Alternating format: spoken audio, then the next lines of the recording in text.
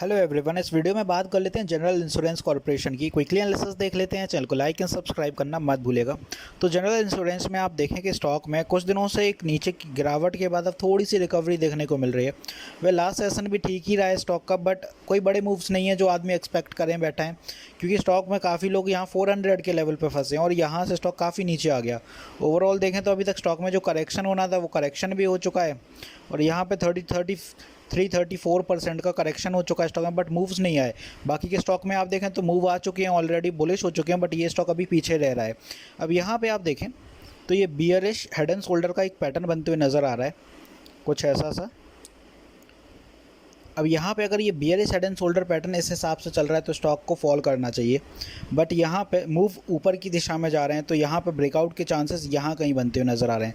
हालांकि जब ऐसा पैटर्न बनता है तो स्टॉक ज़्यादातर नीचे की दिशा निर्धारित करते हैं, तो अभी कहा नहीं जा सकता क्या कैसा मूव रहेगा स्टॉक में, क्योंकि यहाँ पर स्टॉक में काफ़ी दिनों से कोई बड़े मूव आए नहीं है और यहाँ पर वीकली TF भी देखें तो स्टॉक का बुलिश होते हुए नज़र आ रहा है।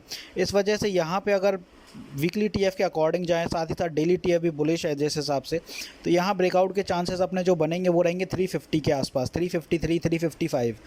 अब ऊपर की दिशा में अगर यहाँ ब्रेकआउट होता है तब तो इट्स ऑल गुड, और अगर नहीं होता है, यहाँ ब्रेकआउट फेल होता है तो ब्रेकडाउन डेफिनेटली होगा। तो उसके लिए तैयार रहिएगा। जो सामने अंदाजे लग रहे हैं वो ऊपर की दिशा में फ़िलहाल ब्रेकआउट के हैं, और ब्रेकआउट यहाँ पे आप देखें 350 का जो साइकोलॉजिकल लेवल है वो सस्टेन करेगा और 353 के आसपास कुछ इस लेवल पे अपना ब्रेकआउट होगा। यहाँ पे जो ब्रेकआउट का मूव है वो इसलिए हो रहा है क्योंकि यहाँ पे आप देखें ये कुछ फॉर्मेशन जब बनी तो ये ऊपर गया, फिर ये नीचे आया और इसी फॉर्मेशन में फंस के रह गया स्टॉक। और यहाँ पे आप देखें तो पहले 350 से ही रेजिस्टेंस काफ़ी बार ली और नीचे की दिशा पे स्टॉक 314 315 पे एक सपोर्ट बना के ऊपर की दिशा हर बार ले लेता है, तो यहाँ भी वही सीन रहने वाला है।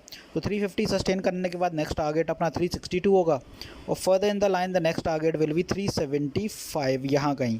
तो फिलहाल अपने इतने ही टारगेट लेके चल रहे हैं। अब बात आती है कि यहाँ से क्या ब्रेकडाउन हो सकता है। वेल डेफिनेटली अगर यहाँ ब्रेकआउट फेल होता है, कुछ भी हो सकता है, आप स्टॉक मार्केट से डील कर रहे हैं, तो यहाँ पे अगर ब्रेकआउट फेल होता है तो फिर जो सीन आपका बनेगा कि ऊपर की दिशा में यहाँ पे पहले ब्रेकआउट के लिए जाएगा 353 और वहाँ से फेल होता है तो कुछ यही सपोर्ट रहेंगे 340, further 330 and the next and the last support in 320 इसलिए क्योंकि अगर ये लेवल ब्रेक होता है इन नियर टर्म्स तो फिर स्टॉक में वीकनेस आएगी, क्योंकि आप देखें तो काफ़ी लंबा टाइम हो गया और स्टॉक इस लेवल को ब्रेक नहीं किया है और यहाँ पे 156 डेज़ के आसपास का टाइम हैगा और 156 डेज़ में स्टॉक ने नीचे की दिशा में अभी तक ये लेवल ब्रेक नहीं किया। ये ट्रेंड लाइन का 320 एक स्ट्रॉन्ग सपोर्ट है, 320 315। इसीलिए बोल रहा हूँ कि अगर ये लेवल ब्रेक होता है तो वीकनेस दिखाएगा, अदरवाइज़ ऊपर की दिशा ही निर्धारित होगी। फिर ये पैटर्न का जो मोमेंटम है वो फेल होती हुई नज़र आएगा और फिर ऊपर जाएगा स्टॉक। तो कुछ ऐसे चलते हुए नज़र आने वाला है अपन को जनरल इंश्योरेंस आने वाले दिनों में। तो ऊपर वाले ये कुछ अपने रेजिस्टेंस रहेंगे और नीचे वाले सपोर्ट। ऊपर की अपनी जो ज़्यादातर पॉसिबिलिटी रहेगी वो 375 से स्ट्रॉन्ग रहेगी। 375 सस्टेन करेगा तो फिर डेफिनेटली है कि 400 के ऊपर स्टॉक को जाना ही जाना है। 375 तक थोड़ी सी दिक्कतें आती हुई नज़र आएंगी, तो कुछ ऐसे चलते हुए नज़र आएगा अपन को जनरल इंश्योरेंस आने वाले दिनों में। तो होपफुली यहाँ मैंने सारी चीज़ें क्लियर कर दी हैं। मिलते हैं नेक्स्ट वीडियो में। This is me Shubham Yadav signing off.